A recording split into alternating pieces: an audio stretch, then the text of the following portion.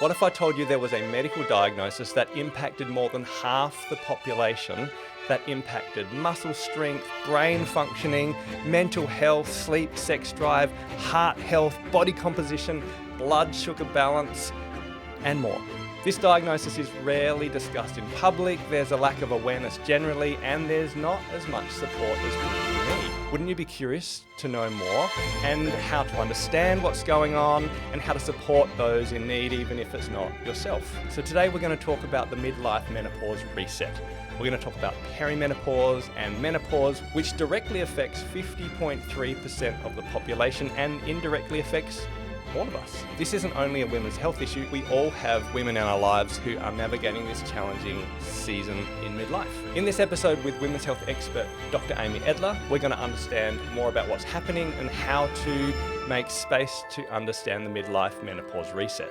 Hi, this is Daniel from the Spacemakers Podcast, a podcast to help you make space to think deeply and rest fully and live an intentional life.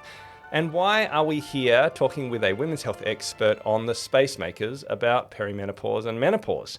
Well, last season we ran a series on making space for life's inevitable resets, which was the idea that the habits that set us up for success in our 20s and 30s need to be reimagined and rethought as we hit our midlife squeeze.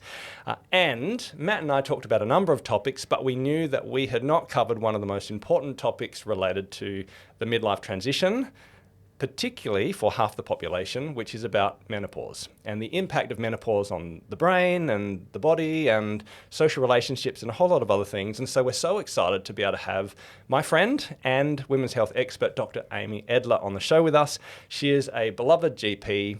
She's been in this field for a long, long time and is really on the coalface listening to real life experiences of women in particular who are struggling and wrestling with what it looks like to experience the transition changes related to a low estrogen level of perimenopause.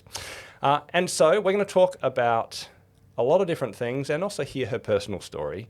Before I introduce Dr. Amy, it's important to mention that while we're talking about medical things in this podcast, this information is for educational purposes only, and it's not intended to be a substitute for professional medical advice. So always seek the advice of a GP or another qualified health provider with any questions you might have about an actual medical condition. But I am delighted to welcome Dr. Amy Edler. Welcome to the show. Oh, thank you for having me. I'm really happy to be here. Yeah. Now I'm going to call you Amy because Please we've do. known each other Please for a do. while. Yep. Matt and I wrestled for a while about, do we get, an endocrinologist expert or a cutting edge researcher in perimenopause to kind of dazzle us with, deep knowledge, a bit Huberman style.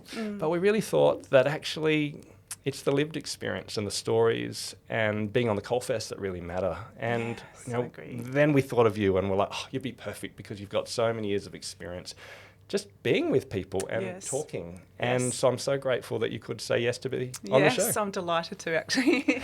And the way I remember it is several months ago, you and I had that conversation and I almost volunteered myself because I do feel very comfortable talking about these sort of issues. And I think, with all respect to endocrinology colleagues, I think that there's a holistic nature that a GP can bring. Yeah, which is fantastic. That's actually really meaningful. Yeah, and I'd love people to walk away. So, for women, obviously, to walk away with some really helpful, encouraging, tips and advice about what's going on, but also for, men listening to this podcast so that they have an understanding of what's happening in the loved ones that they spend time with and to be able to actually have empathy and support because they have an understanding of what it looks like to go through this midlife transition. It's wonderful, Daniel. I really, really affirm that. I think it's really healthy. So we've known each other for a while, haven't We have.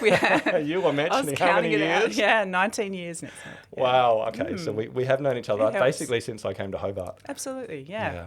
That's Whoa. great. And you've been a doctor for that long, but I obviously you've specialised in women's health. So tell That's me right. about what gets you excited, or why did you move into that field? Why did I move into that? I was never out of that field, to be honest. Yeah, okay. I grew up in a family of girls and no brothers, and I can remember very early on, I wasn't playing with Barbies, I was making my sisters have pillows in their jumpers and I was delivering their babies.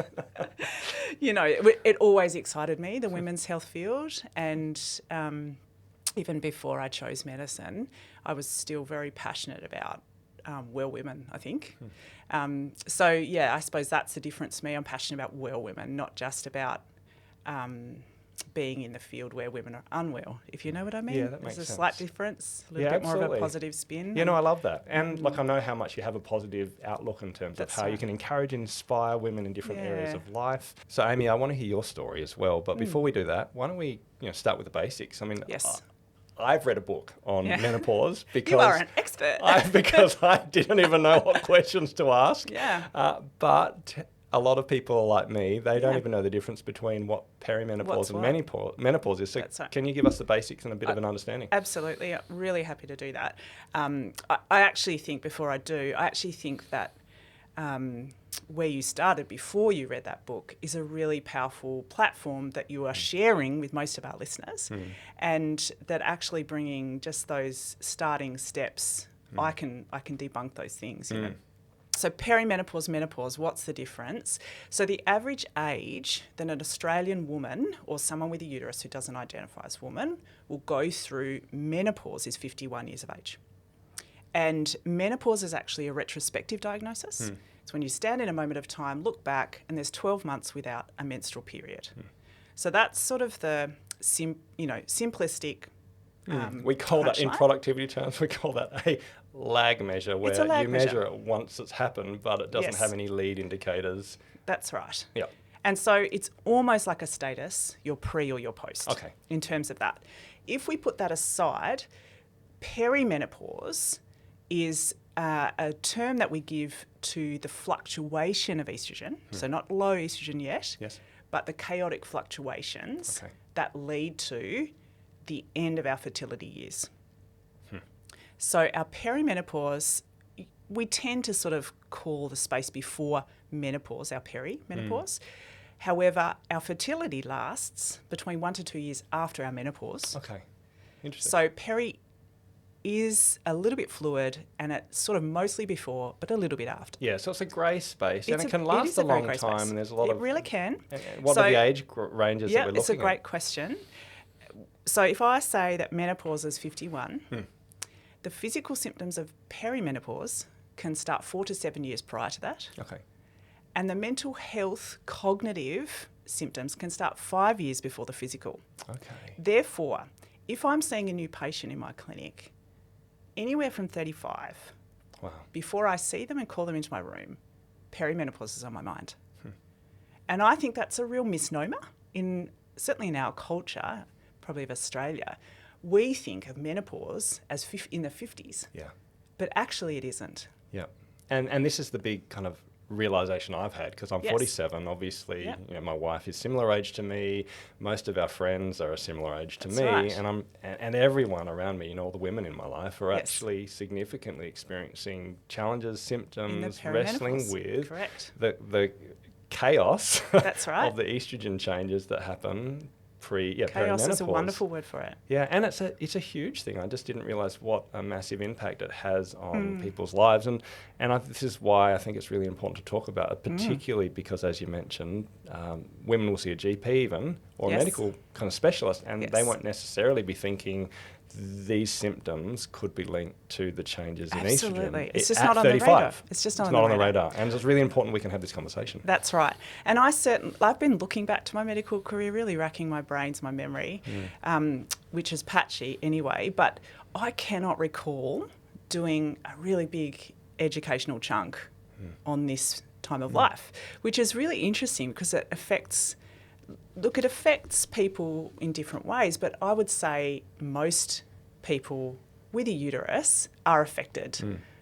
Well, it's astounding, isn't it? Okay, so 50.3% of the Australian population are women. So the book I read was by Mary Haver, The New Menopause, and one of her big take-home ideas is, she's an American doctor, but essentially her take-home idea is that actually a lot of women are going to GPs and medical specialists and talking about symptoms like brain fog and frozen shoulders and changes in kind of body composition, and a whole lot of other things, mental health, and they're not getting the support they need because it's not being linked with the changes of menopause. And so what you're saying seems to back what she's saying as well. Yes, that's definitely my experience too. Yeah. Yes, so it's really important to have this conversation. It's really important, yeah. And I suppose, whose responsibility is it in a woman's life? Is it the doctor? Is it the woman? Is it her girlfriends? You know, is it her male partner? And maybe, you know, partly it's a societal response. That's right. This is why we're talking, that That's actually the broader we understand what's happening, That's right. the more and we the can all be conversations there change. to have the right conversations. Correct. Yeah, so I certainly think 5, maybe 10 years ago, menopause or peri, it just wasn't talked about. Yeah.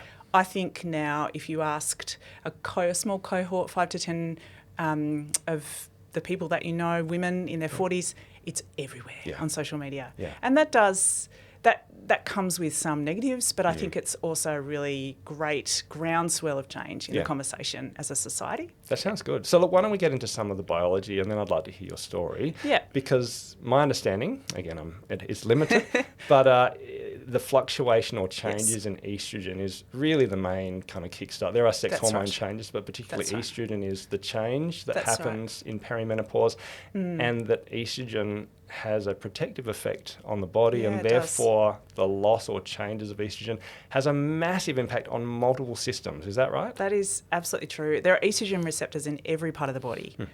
So I think traditionally, maybe if you have a sense of what the symptoms are, you might think hot flushes, night sweats, general temperature being higher. Actually, it affects everything top to toe. Frozen shoulder, skin, brain, everything like that. Perhaps if I speak to my personal experience now, I don't know if that's a helpful thing. Yeah, that sounds great. Yeah, I think when you finally realise that perimenopause is happening to you, you don't realise it at the time. You look back and you see it. So actually for me, my primary symptom was a frozen shoulder, just out of the blue, no injury. Bam, 2 years ago. I mean, that is an awful... I've been a physio for a long time, and it's a huge disability. Awful condition. It's so painful and so debilitating. Correct. But did it link in my mind to be perimenopause? Of course not. And you're a women's health expert. Right? I mean, this is the thing, right? Isn't it amazing? It's the ultimate irony. Yeah. But then from there, it was like a really insidious mental health journey for me, and cognitive word finding. I've known you for so long, I don't know your name. You keep calling me Tom, you know that, right? Yeah. Do I? Can't even remember. All right, dad joke. Sorry, keep going. I really notice it in my home space, in that I'm going, you know, that thing, and my 2 children and my partner, like, they're like, what, you know, what is it that you're trying to, and they notice that word finding thing, or brain fog. I just cannot work out what I'm thinking or what I need to do. It's really debilitating. Yeah. And you've noticed a change, obviously. A huge change. Yeah. I feel like it hit me like a ton of bricks. It wasn't a gradual onset. But again, the benefit of hindsight, I can see and draw all of those symptoms together. So, you know, Amy, how has this affected you personally? I really appreciate that question, actually, because it's certainly not something you speak openly about. With if you're comfortable, of course. I'm 100% so personally, I think it's really helpful for me that I'm in the field, because I feel really validated and I feel really educated and empowered in my symptoms, which are head to toe. You know, I've got a lot of symptoms and they have been really disabling at times. So I feel really blessed. And I think there's heaps of women and their partners out there who are not in the field, so they feel like they're going crazy. Yeah, I can imagine. So on the one hand, you know, let's say, and I'm picking some of the common symptoms. You know, you're starting to sweat at night. You're experiencing these hot flashes. You're losing words. You're feeling like your cognitive decline is occurring. And maybe you have some painful condition like a frozen shoulder. And you've suddenly got a donut around your belly. Exactly, your body's changed massively, and what you used to do isn't working. Correct. And yet, what I'm hearing is, if you don't know that that's perimenopause and you don't have any support, well, that's far harder than having the awareness and realising, oh, this is actually what happens. I agree. And it's actually normal. It doesn't necessarily mean... It's not painful. It's not painful. But it is... or that you can't do something about it to some extent. Correct. But to normalise it and to share it. Correct. Sounds like it's actually been helpful for you, and that's what people need. That is absolutely what they need. So that's my first point of two, in that even to the male listeners today, just have it on your radar. This is like a period, in that it's something that's absolutely part of our normal developmental change. The second thing I'd like to say is that I think the way that it's really affected me is that it's made me realise that I'm ageing. And I think that is a huge part of perimenopause for a woman, is that you suddenly realise you're going to get old. And that there's an ageist, we're ageist as a population, quite possibly. I mean, I say that as an opinion. No, I agree with you from what I've seen as well. I mean, again, we've talked a lot about this in the last season. You have, yeah. The idea that actually the midlife transition comes with this idea that we start to confront our finality and the fact that we're getting older, or people around us are passing away, or that we're suddenly seeing those changes. But what you're saying is it's even more pronounced for women, or at least it's faster and more rapid. And the society... And distressing. The other thing is our listeners have written to us a lot, and it's the women listeners who have actually said to us, actually, one of the words you haven't used yet is invisible. And, there's an invisibility that happens with women as they age in our society. There is an ageism that is different than for the average man. So I agree with you from what I've heard as well, and what I'm seeing in the society around us. And that's all really tough. I agree. And some of the ways that we've tried to not be invisible leading to that time, our brain, our looks, our weight, things like that, all of a sudden are lost to us, are out of our control, and are doing crazy things in moments like in a work meeting where you need to perform, you suddenly can't perform. It's the height of gaslighting, I think, if I may respectfully use that term, because all of a sudden a woman isn't able to do what she wants to do, to be visible, and to have significance. And look, I'm guessing here's the first time I've thought of this, but I know that women in their late 20s now and early 30s, they have a massive career disadvantage because of having kids most of the time. So then you hit your mid-40s and you're thinking, well, now's my time. And what you're saying is, exactly right. Actually, I'm also struggling because I'm actually having the chaos of hormonal changes that are impacting my performance. And sleep. Oh, don't even. That's a huge area of distress for so many women. That's right. And I think it's a really important thing to mention as well in the Australian context that women leave the workforce in droves because of their perimenopause or menopausal symptoms. Okay. Yeah, it's a real fiscal problem. So anything that we can do to increase awareness, to get even the government thinking about how can we support women through this time, we're going to be working longer and more empowered.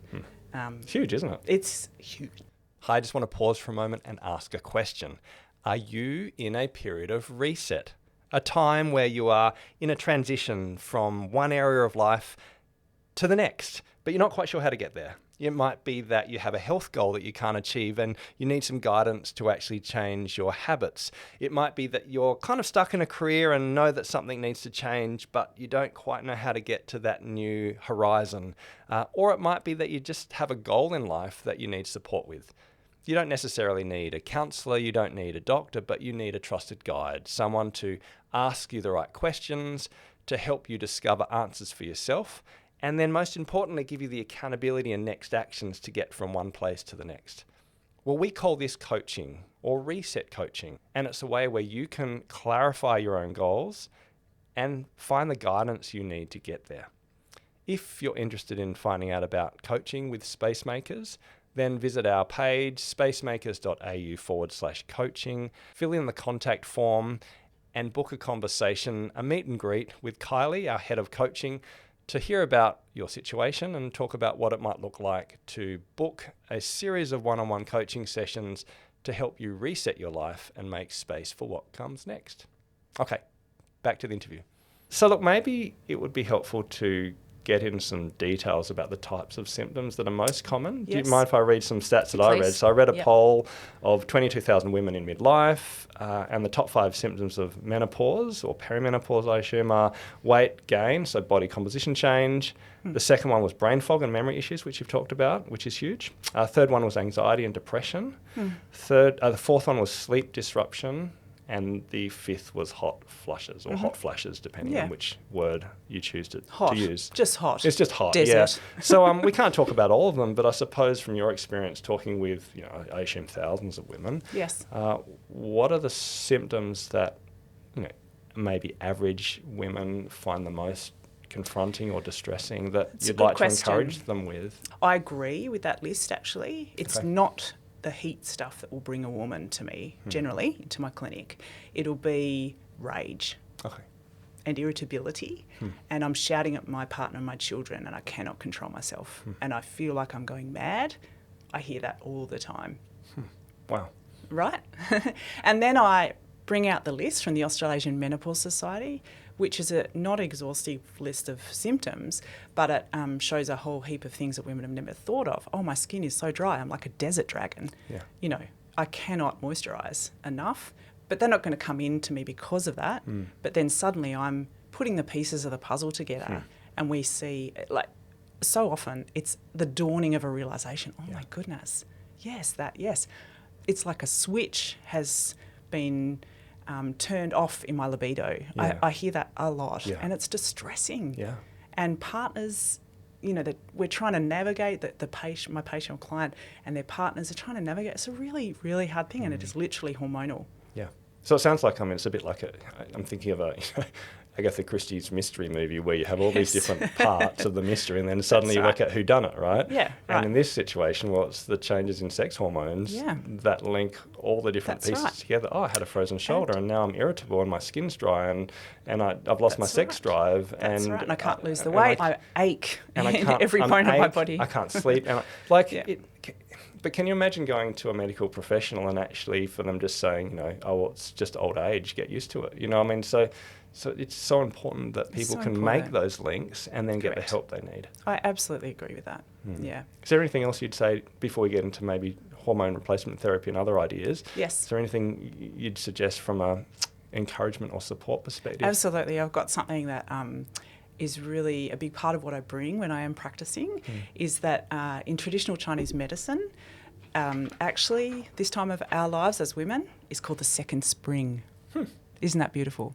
And actually what it refers to, that from when, as a woman or someone with a uterus, when you get your period, that is your first spring, the time of fertility. But the gift of this time of our life is that it's the second spring. Fertility is gone. It's not something we need to burden with responsibility anymore. It's the time of self-nourishment. And I feel like that's a really important hope point. And I really like to plant seeds of hope into this time. The other thing is too that many women say, I'm not the person my husband married.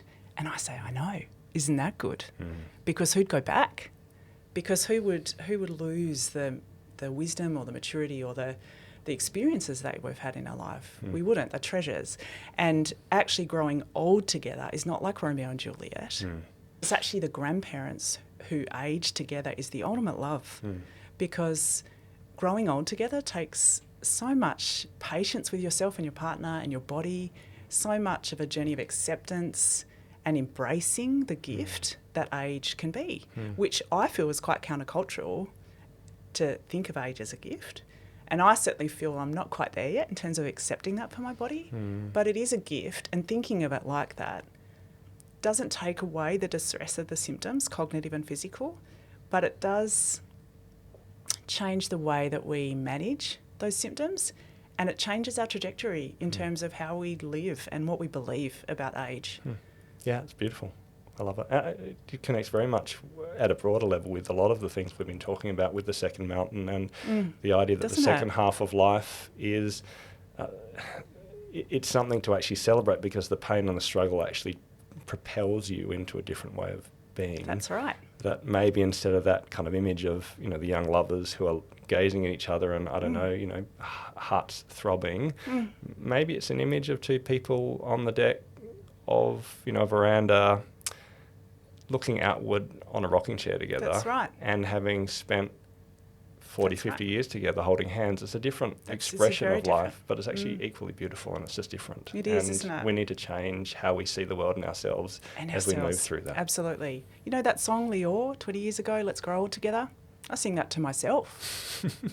It's nice. Accept it. You know, or go on that journey. I'm not there yet. Yeah, but the acceptance and the letting go of what has been is what brings you into that second spring. It does. And that's been the message for both men and women, actually, that we've shared in the podcast. But there's a kind of almost a violent transition for women by the sound of it. Correct. Whereas for men, they're often forced to enter that space for different reasons. That's right, yeah. So let's flip a gear a little bit and let's talk about hormone replacement therapy. So HRT, or I think MRT in the States, or MHT, I'm sorry, in the States, but essentially the ability to have some type of estrogen or progesterone hormone replacement therapy to counteract, like you said, the fluctuations. Now, this is an interesting one for me. Now, I'm a guy. Obviously, I'm coming from a guy's perspective. But when my wife first talked to me about hormone replacement therapy for herself, my immediate thought was, that doesn't feel natural. And look, her comments were really great, and she educated me, which was super helpful because she'd been educated by a women's health expert. But when I read this book by Dr. Mary Haver, this quote stood out and probably summarises the flipping mindset that I had, which is, many will argue that menopause is a natural process and we should just let it take its course and allow our bodies to do what they're supposed to do. My response is that, yes, the process is natural, but that doesn't mean that it's not harmful. And I just realised that actually a loss of estrogen is harmful to a woman's body particularly, and it has chaotic effects on really important body systems like the heart, the bone system, like diabetes, Alzheimer's. Just because it's natural doesn't mean we should accept it necessarily. And that was a real flip for me. Not that I really need the flip, but it helped me understand what my wife was going through and her decision making. But I'm wondering if you could speak to HRT and some of the thoughts that you would give generally, of course, to women, knowing that it's obviously complex based on the age and the stage, etc. Absolutely. Absolutely. So, there's at least 20 things I'd like to say. Of course. But I'll try and give an analogy. It's a little bit like a dinner table. And when we hit this stage of life, in the same way that it's affecting lots of body systems, there's a lot of different meals or options to meet those symptoms, depending on, what is going on. And also what is important to the woman. And also, can they afford HRT? Because unfortunately, the cost is still a little preclusive for a lot of our women. But that aside, HRT, we now call it MHT, but same, replacing the estrogen is a huge tool in our arsenal. It's not the only tool. That's sort of the bare bones of it. It's a huge tool, but it's not safe for everybody. It's hard to remember the date, but I think about 2001, a big study called the Women's Health Initiative came out, and it affected negatively many medical professionals, I think, in Australia, to not want to prescribe HRT because of concerns about stroke, heart attack risk and breast cancer risk. That data has been really separated, and the errors of that study have been seen now. I think that you're absolutely right in that quote, in that not having something, if you need it, is actually can be really harmful. Yeah, and that study in the end, it probably led to a significant negative backlash. I really agree. Without the evidence actually behind it. I really because agree. It was over-exaggerated. So if a patient came to me and they had these symptoms, it would definitely be a conversation. It's not something I'm ever going to force on a woman. But the really good news is that there's different ways to have estrogen replacement. So oral is not the primary step that I take. Transdermal, which is jargon essentially for through the skin, so a gel or a patch, the way that gets into our body, it bypasses the gut. So it actually can affect brain and cognitive symptoms much better than an oral form. Yeah. So if we take the how out of essentially hormone replacement therapy, I mean, what's the purpose? What are the potential benefits? Let's say you have a woman in perimenopause rather than who is at the end of menopause, and they're talking about HRT hormone replacement therapy, and you are suggesting this might be an option. Why? Why would you replace the estrogen? To feel better, to achieve the goals, and every woman's goals are different. To be able to speak in a meeting and not lose my words, to be able to remember the shopping list of 2 items, to feel better and to be able to function, and so function and quality is really what we're going for, more than anything, because the woman after, and it does take 3 to 6 months before we can see a benefit, actually, and the woman may still be symptomatic, but will have the tools in her arsenal to be able to cope better. And it's not just a Band-Aid, because my understanding is that actually if it helps your heart health, if it helps your bone density, if it helps your sarcopenia, your muscle strength, and other areas of life, I mean, it's a protective function for future health. So it's not just that actually I'm going to feel better for now, but it will make me worse in the future actually. If it's done well, if it's in the right situation. That's right. Hormone replacement therapy can actually give you a longer, healthier life. And just that's like diabetes medicine. Yeah, and that's actually... Why wouldn't we? That's actually that's quite a different way of looking at it, isn't it? I agree. It's more like a treatment that will provide longer-term health benefits rather than something that helps you get over getting older. 100% agree. Slight nuance, but really powerful difference, isn't it? And the thing is, I certainly have had people on that medicine into their 80s, but it's the fluctuation of estrogen in the perimenopause that is often causing the symptoms. And so many of my women, not all, but many of my women using the replacement therapy aren't on it forever. You know, it's a 5 to 10 year rough. That is very rough, you know. And that makes sense from a medical perspective. We treat the symptoms when we need to, and we have a nuanced approach based on every individual person. That's right. So look, just to finish, I mean, are there any, I'd like to ask two more questions. Are there any words of encouragement or practical advice that you would want to finish with to maybe speak to a woman in perimenopause who is experiencing, you know, a multiplicity of symptoms that varies according to each person, but maybe who hasn't yet had the support they need? I think that it's hard to nail it down, but I would say that could you please have it on your radar? And I think it's hard to find a medical professional. There's lots of places of Australia where you couldn't find a medical professional to actually help you in this space. But to know that there are some really helpful resources online to get you started. And I'll share those with you so we can put them in the podcast notes. Because there are a lot of resources out there, but not all of them are reputable. So please have it on your radar, and please know that not everything's helpful. The other thing I'd probably say, speaking to a partner who's not going through those things, is could you please have compassion? Because we don't mean to be ragey, and we don't have any control over our symptoms. So please could we do this together?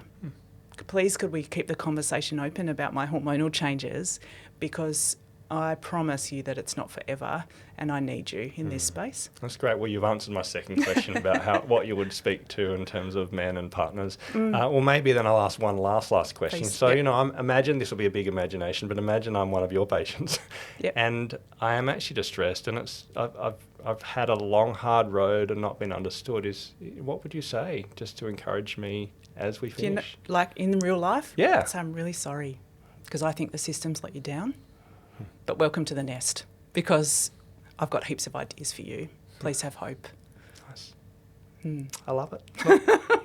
Dr. Edler, Amy, thank you so much for being on this show. Pleasure. I know that this conversation will be incredibly encouraging for men and women alike who just have not understood the gravity and complexity of what it looks like to get older. I love your description that the second part of life is like a second spring. Because I think that fits everything I understand of what it looks like to grow older. In fact, our next season has a hint. We're going to talk about what it looks like to have a better second half if you hit half time and you're eating the oranges of half time of life and you haven't had a good first half. How do you get back out there? How do you get back out there? But there's something about the struggle and challenges and complexities that hit us in midlife, whether you're a man or a woman, that actually set us up for a better second half if we allow it to. Yes. So thank you again for your wisdom, and I'm so grateful you've been on the show. Thank you for having me. It's been a pleasure.